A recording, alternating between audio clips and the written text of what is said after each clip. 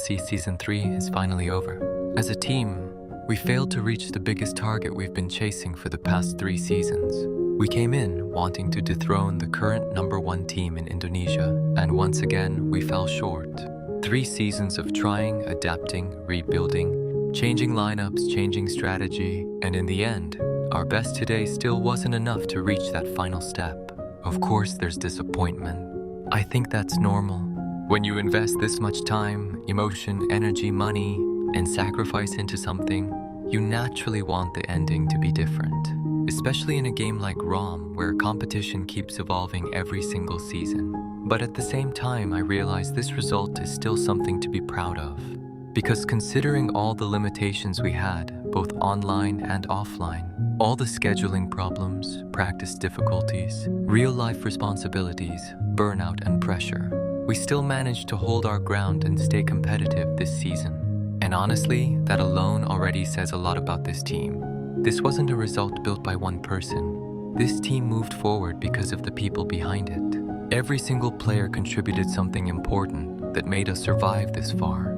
Ben Sama, our manager, leader, and one of the most important brains in the team. Your understanding of the game is insane. The amount of effort you put into preparing builds, adapting setups, calculating possibilities, and creating strategies just so we could survive in this season. A lot of people only see the gameplay on screen, but they don't see how many hard decisions happen behind the scenes before a match even starts. Lovent, our beloved support player and professional enemy-based bully, I know how hard you pushed yourself this season. You kept stepping outside your comfort zone just to fill whatever role the team needed. Some players only want to play what they like, but you were willing to sacrifice that for the team. That flexibility helped us more than people realize. Massive respect for that. Caltha, our deadly saint and nameless player, one thing I genuinely admire about you is your consistency. Your positioning, your awareness, your timing when supporting or locking enemies. Sometimes I feel like your target focus is even better than mine. And that's something I'm not ashamed to admit because it's true. Watching you play made me realize there are still many things I personally need to improve. Kudos sis, Lucci, the fake F2P legend himself. Bro, once again you showed your dedication for the team. Flying from KL, fighting Jakarta traffic just to be there and become one of our key magic DPS. That's crazy commitment. And when the match started, you delivered exactly what we needed. So many games were turned around because of your damage output. Hopefully one day you finally achieve your dream of becoming a true force to play, player instead of pay to win. And honestly, I still laugh every time thinking about that title. Nara-daime. You've always been one of the calmest people in the team, even during stressful situations, even when communication became messy, even when we were frustrated after losing important rounds. Somehow, you always managed to keep everyone grounded. That kind of presence is extremely valuable in competitive games. Not everyone can become the player who stabilizes the entire atmosphere of a team, and I think you did that naturally. Thank you for always being there behind us and pushing us forward quietly. Teddy, also known as Merp Merp. Even though we only really got close this season, I already appreciate everything you brought to the team. You kept giving support, helping create room for additional utility jobs despite our limited resources, and constantly trying to find ways to make the lineup work better. Some people don't realize how important those small adjustments are, but honestly they can completely change a match outcome. You became one of the key pieces for us this season, bro. Respect, Ichwan, aka MKYM. And hopefully this time I pronounced your nickname correctly.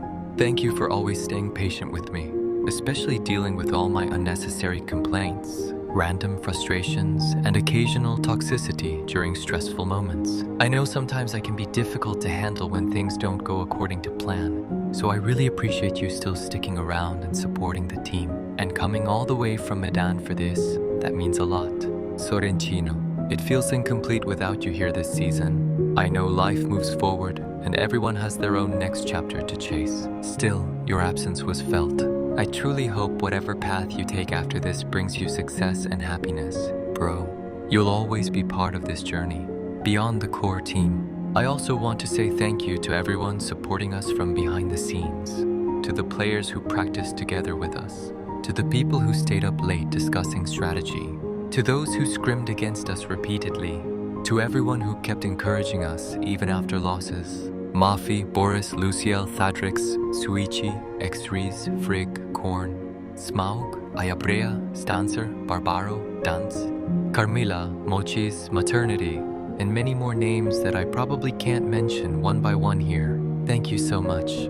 This journey reminded me again that ROM was never only about winning. Sometimes the real value comes from the friendships, the teamwork, the pressure we survive together, and the memories we create during the process. I know I'm still far behind many monsters and masters in the ROM world.